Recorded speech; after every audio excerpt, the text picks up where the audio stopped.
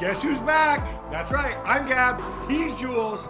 Gray skies over West London, but don't worry, Jules. I'm back to brighten up the day. You miss me? I miss you so much. I went as It far felt like away. the longest holidays ever. I did go as far away as I possibly could. I went to Antarctica. amazing. As you know, yes, I've now Yes. been to all 7 continents. The Gab and Jules show is expanding Everywhere. everywhere. The seals and the penguins love it. But anyway, we have a packed show for you because we got tons of quick hits. Manchester City out of the League Cup. I bet that burns. Milan out of the Coppa Italia. Lionel Messi back. But let's start in the home of football. No, I'm kidding. All right. Sorry, Saudi fans. But you can make the point because they have the Super Cup. Yeah. They have Cristiano Ronaldo. Yeah. And that's where, obviously, it's a 4-team semifinal format. Real Madrid playing Valencia. And it went all the way to penalties. It went to penalties, which might be surprising for you or for the ones who thought that Real Madrid were a heavy favourite, which they were. And they took the lead as well in the first half that they controlled pretty well, I thought. Played some good stuff, maybe could have scored a second.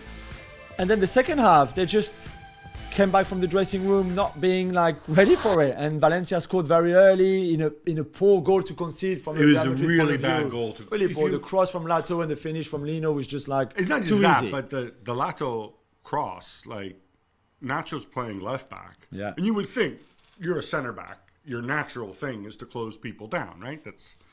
No, he's like 2 meters away from him. Yeah. And he's yeah, like, go very poor. ahead, I dare you, I double dare you, cross it. I know, cross it. I know no one is going to score. Oh no! And then yeah. So after that, it was more or less game on. Even if Real Madrid had plenty of chances, and Mamadashvili, the Georgian goalkeeper at Valencia, had a really good game and made great saves, especially in extra time as well on the Vinicius chance, for example, the big one on the Toni Kroos shot. But then Valencia had a chance to win it at the end. Perez was on his own and Courtois made a huge save. So he went to pens, and then I think we all knew once he got to pens that Real Madrid were going to be the winners. About Perez, fun fact, which I didn't know until recently, is who Perez's dad is. Go on, no, I don't know this. It's legendary Valencia winger Rufete. Okay. See? There you go. I'm glad I can impart. Yeah. I don't think Valencia played poorly at all, especially in the second half. Yeah. With Real Madrid, I think what we are noticing, and this team feels thin to me.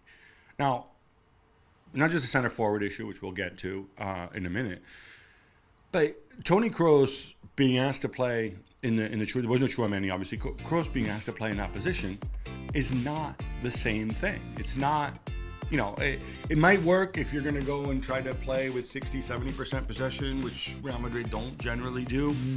It's just not comfortable. Yeah, I mean, Camavinga started and got injured. It's another injury after the Chouameni one and the Alaba one, by the way. And let's hope that the other two are out for 3 weeks. Let's see what Camavinga exactly has. Then you bring Luka Modric at halftime, which maybe was earlier than what Carlo would have liked to. I don't know. But then that changes obviously the dynamic as well of your team, and maybe that's why as well the second half was slow to start with. That was not as good as the first half, where they had more control to it. But it's clearly an area where that's why I think they're being linked with Jude Bellingham. That's why they're in for Bellingham. They're going to look for someone else as well to come in the summer. And we're not sure what's going to happen to Luka Modric's contract and to Toni Kroos' contract at the end of the season as well. We're going to get into that more on the Gab Juls podcast, but I want to take a step back because I think a lot of people, including I certainly was surprised. Obviously, we're both big Carlo fans. I've known Carlo and Rino Gattuso for many years. Yeah. What he said before the game. I know. I love that beef. That really was unexpected, and that how they won trophies together. Obviously, 2 Champions League as a manager and player, but then fell out and not really explaining why. They just stopped being friends, basically. So the thinking. And again, I haven't spoken to Carlo or to Gattuso about this, but people close to them suggest it has to do with when Ancelotti was replaced by Gattuso at Napoli. If you remember, there was a player revolt against the club after when the president wanted to make them go and sequester them in a hotel. Ancelotti said no, the players are grown-ups, blah blah blah. Eventually, Ancelotti was sacked. The team did much better under Gattuso, and the thinking was, and De Laurentiis says, oh, look, Ancelotti was too kind. They weren't training properly under Ancelotti. It's not like Gattuso says, oh, yeah, I whipped him into shape. But the feeling there was some resentment from Ancelotti's side that No way. maybe Gattuso didn't come out and say, well, no, actually, kind of it's fine. defending. Yeah. It's weird. It doesn't seem to fit Ancelotti's personality. No, I didn't think he did resentment. It's a strange one. And they say, oh, but it's a sporting disagreement, not a personal disagreement. It certainly felt frosty last night. Yeah, it did. But we're going to get into all this on Gab Juls podcast.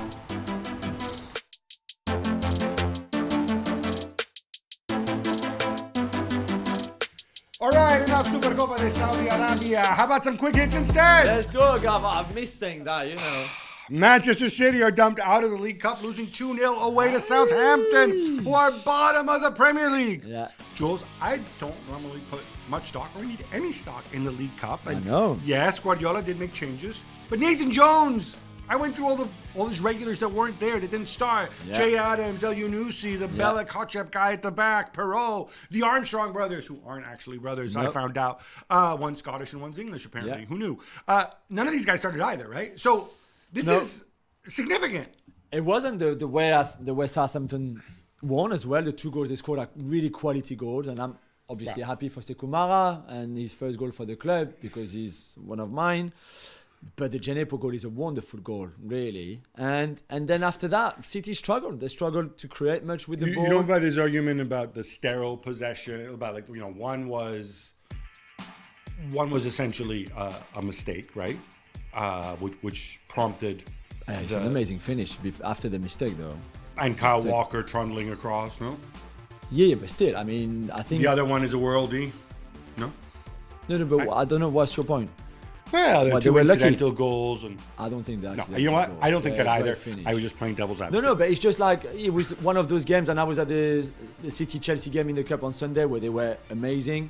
And this game, they were just off it. And he changed at half-time, obviously, and after the hour, brought the big guys in. They still had no shots on target, and they really struggled in that second half, I think, to get going. And it was maybe one game where either he made too many changes and should not have, but again, with the team that Guardiola started, you think that was enough to beat Southampton even away from home? Because it's Southampton's B team. Yeah, it's Southampton's B team. But also they've been poor for the last few weeks since Nathan Jones, really. Now they've won as many games in the League Cup than they did in the league. It's just crazy. So I think it's one of those nights.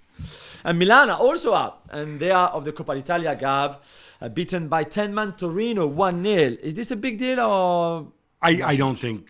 I think Milan's goals this season they're going to try to catch Napoli in the league. Yeah. They're going to go as far as they can in the Champions League. They're also going to Saudi Arabia for their own Super Cup against Inter. They do have the squad to compete in this too. They made some changes. Charles de Ketelaere actually started well and then basically disappeared. They have their chances. They get caught on the break. They're out. Take it on the chin. They had chances later. It is disappointing when you can't score against a 10-man team. Yeah. And there's things to work on. But I think what we know is that this is not a squad where the starters and reserves are interchangeable. It may be where they want to be, but it's not where they are. Yeah. No problems for Manchester United, on the other hand, who dispatched Charlton 3-0 as Marcus Rashford scores twice, the second one in the definition of garbage time. But still, he scored in 6 straight games. He has 15 goals in all competitions this season, and we're barely at the halfway mark. We're not even at the halfway mark. No. Can we definitely say he's back? Yeah, I think we can. I think while you were away after every United win, because they've won 8 in a row now, by the way, and every time he scored, we were like, oh, wow, Marcus Rashford again and again and again. So Don gave his opinion, and Robo and Nadem and all of that. And yeah, it's what I loved about that cameo performance, because it was obviously came on quite late. Half an hour, right? I think he touched the balls 5 times. Or he got the ball 5 times. There was more touches, but he got the ball 5 times. The first 3 times lost it, dispossessed. And then the next 2 scored 2 goals. And I think now that he's got that confidence, maybe before the first 3 balls would have been a bit like, oh no, man, come on again.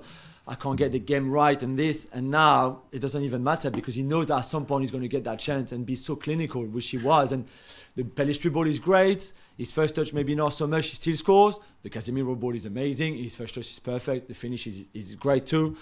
That's the way it is. And now I can't wait to see him against City at the weekend in the derby. Yeah, it's just quickly on this. We saw Garnacho with his tricks. I thought he's growing in confidence, still raw, but he can contribute. Bellisi, there's talk that he may go again. Which would make sense. What'd you make of the kid Kobe? Yeah, I thought it was good. I mean, Ten Hag said that he trained really well and deserved to start. Played an hour. Yeah, it's 17 years old. I know, and I guess a game like that, Old Trafford against a League One team, is probably right to put you in for your first game, debut for the team. So well done to him. And sticking with United, Gab, Wout Weghorst is on his way over from Besiktas. He should be confirmed today. It's going to cost them around 3 million euros for half of season. Is that a good business for you? Relative to what Chelsea are paying for João Felix, of course. It's tremendous business. Yeah. For those who are unclear on this, he is a Burnley player, but there's no recall clause. It's unusual to have a recall clause for veterans anyway. When you're, especially when you're moving to another country in Europe. So Besiktas says, well, hey guys, hang on. We need to find a replacement and we want some money back. And rightly so. I think it's good. I think it's another body. People have compared this to when they signed, Ojo and Igalo. The difference is that, this is 6-month loan deal. This is a player who, Ten Hag and players who are either Dutch or played in Holland, there's a certain affinity there. Of course, yeah. He's different from the other players they have. Yeah, that's why He's humble. Why not? Yeah, as I said, you need a body. The same way Real Madrid could use another body. Why not Weghorst? Yeah.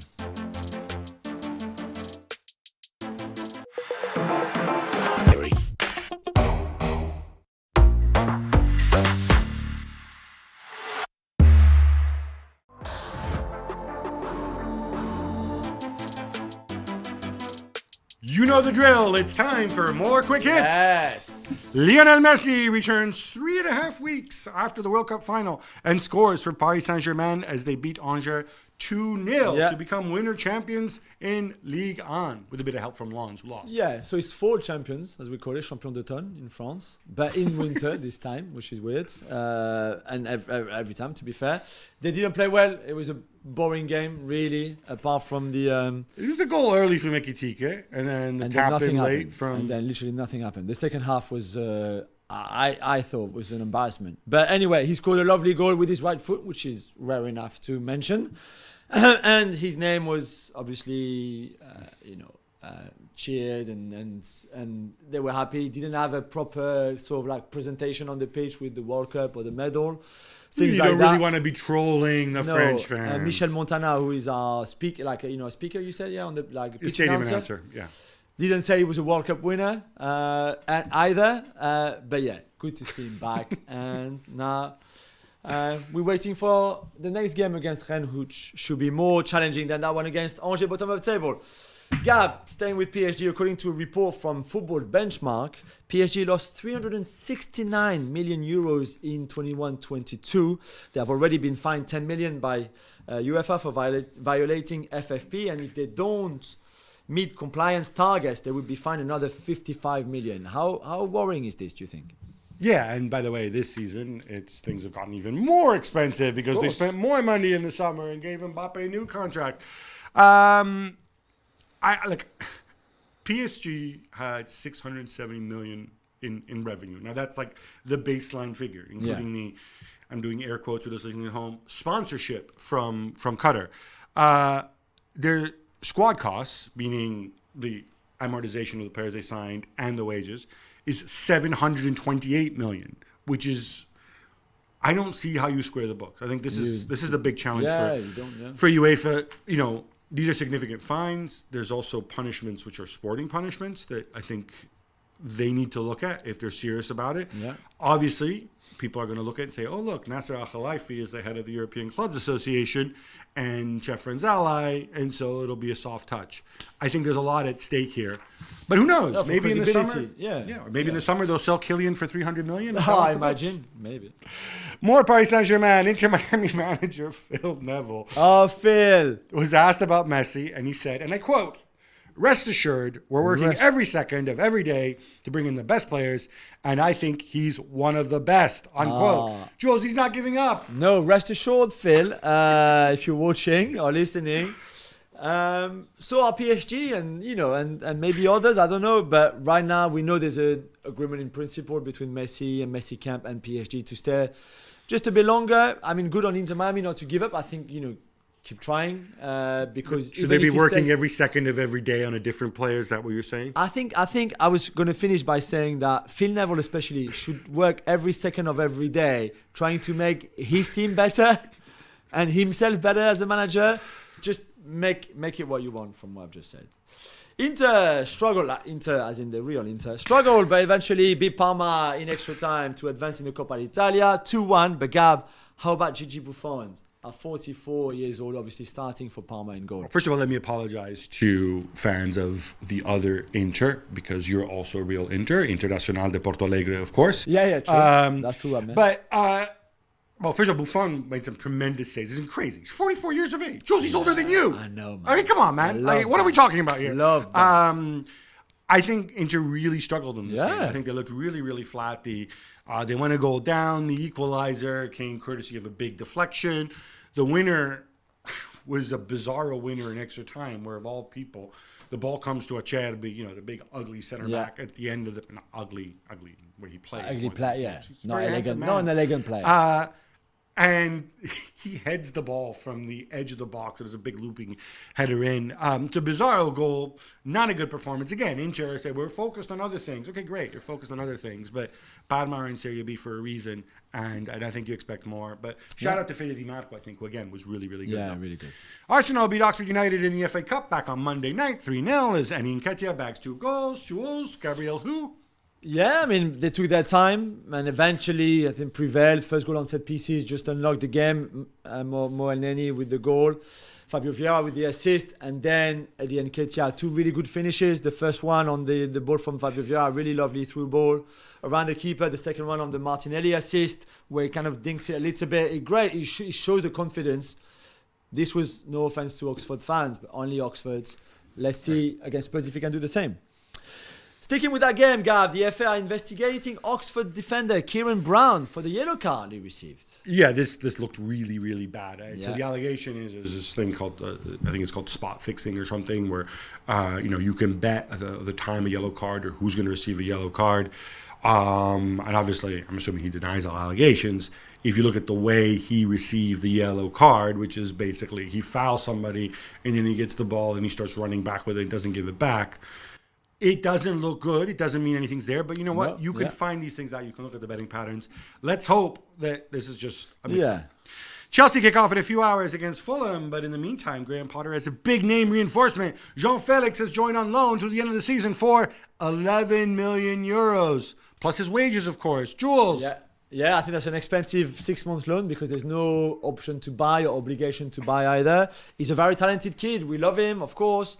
I just don't think he's the answer on his own to all the attacking issues from a Chelsea point of view. I'm expecting another signing as a forward to go with Joao Felix because right now there's no runners in that team, for example. There's similar players in the way they ask for the ball at feet. I just don't think on his own he will be the solution. He's not the answer to anything. I think, he if you want to go and nurture him and turn him back, somebody can tap into his talent, fine. But in terms of the type of player he is and what he does, he's not a normal fit. Could he come in and play really great because he's very talented? Sure. But I don't think this is what Graham Potter needs at all. And this is a ton of money. And again, brings you back to the Jorge Mendes-Bowley relationship. Yeah, exactly. Plenty of reports out of Spain that Barcelona could welcome back Pierre-Emerick Aubameyang, that's true. If Memphis Depay moves on and to go to Atletico Madrid, for example, and if Aubameyang takes a pay cut, if he's free, God, there's a lot of if in there. Yeah, but what a crazy story that would be. There's a ton of ifs. If everything is on Barcelona's terms, then they'll take him back. But let's also remember the reasons why he left Barcelona as in the city in the first place. I don't think this is happening. Even more Chelsea as they're linked with Marcus Thuram, whose contract expires in June. Is he the answer? I think he could be part of the answer, certainly. Well, is he the center forward they're looking for? Certainly, I think there's someone that they could do with and that could do well there. He's not a world-class striker yet. Right. But he'll be free in June, right? That's good. Yeah, I think you could wait for June, of course, and get him on a free. You can move in now. It won't cost you too much. But clearly, his great World Cup has brought in a lot of interest. Newcastle beat Leicester 2-0 to advance to the League Cup semi-final. Gab, this was more one-sided than the score suggests. I mean, they were all over them. Yeah, they were all over them and played with so much intensity, so much energy. Obviously, Leicester maybe have other things, whereas you feel that for Newcastle, this is a priority. Newcastle obviously haven't won silverware in ages. This is something which I think they feel is attainable, even more so. They didn't know this at the time, but obviously City are out as well. They're going to like their chances. But how about that Dan Burn goal? Oh my God. If Dan Burn scores goal like that, you know something special is happening there. Oh, I love it with a big man with the feet. It was part strength, part close control, the ball falling and for obviously him. His family being in the stand, being a Geordie himself. And yeah, the guy's from Newcastle. He's a fan. After. It's an amazing story. It's there's a lot of things to maybe question about Newcastle, but the excitement they brought to the city, the way they're playing, well done. Gareth Bale announced his retirement from football. Jules, some say he's not just the greatest ever Welsh player, but the greatest ever British player. Yeah, I mean, this is the debate on Monday when the story broke. Where does this rank in your top 3, top 5 of the greatest British players of all time? You know, with George Best and Bobby Charlton and Bobby Moore and all of that. Whoever you want, Wayne Rooney, whoever you like. Kenny Dalglish, you choose. It's a debate. We will all have a different top 5. For example, I just think he's been an amazing servant to Welsh football, of course, to British football. The 5 Champions League. Never going to be beaten. I don't think any other British players are going to win 5. And some of the most iconic goals as well, whether it's Copa del Rey, Champions League final, with Wales as well, taking that team to the Euro semi-final, to a World Cup. Pretty amazing achievements. I think a lot of old-timers would even question whether he's the greatest ever Welsh player. And I think that is a legitimate debate to have. Of course. John Charles was way before my time, but, I can read and learn about him. Yeah. I encourage others to do so as well. It's interesting, though. John Charles retired when he was 43. After he came back and, started at Leeds and then, went to Juventus and then came back and then he ended up playing, I forget for who, but in the lower divisions until he was 43. So this is obviously somebody who felt the need to be on the pitch. Yeah, and the love of football was maybe different to Gareth And maybe Bale. with Gareth Bale, it's also different. And both, by the way, had injuries, but 2 great players. I'm just going to leave this debate to fans of Welsh football out there. I'm not going to get involved in this. Okay. 50 Cent has revealed that he and Eminem were offered $9 million to play at the 2022 World Cup, but it didn't happen because Eminem's people said no thank you. Yeah, this is so random. Not just that. Well, talk to me about this. And 50 Cent also said, they were offered $9 million, and he said it would have been $1 million for me and $8 million for for him. Eminem, yeah. I mean, I don't know. It's not clear whether the no was because he didn't want to go to Doha, he didn't like the architecture. I don't know if it was some of the concerns that other artists like Dua Lipa had, and which the Black Eyed Peas, for example, did not have because they did play at the World Cup. I just thought it was so random. The thing that strikes me is, why would you split this equally? I mean, I'm an Eminem fan, but is it fair that 50 Cent should only get $1 million and the other guy gets 8 times as much? I don't know. I mean, Eminem is 8 times better than 50 Cent, though. So maybe arguably, yeah. Why not?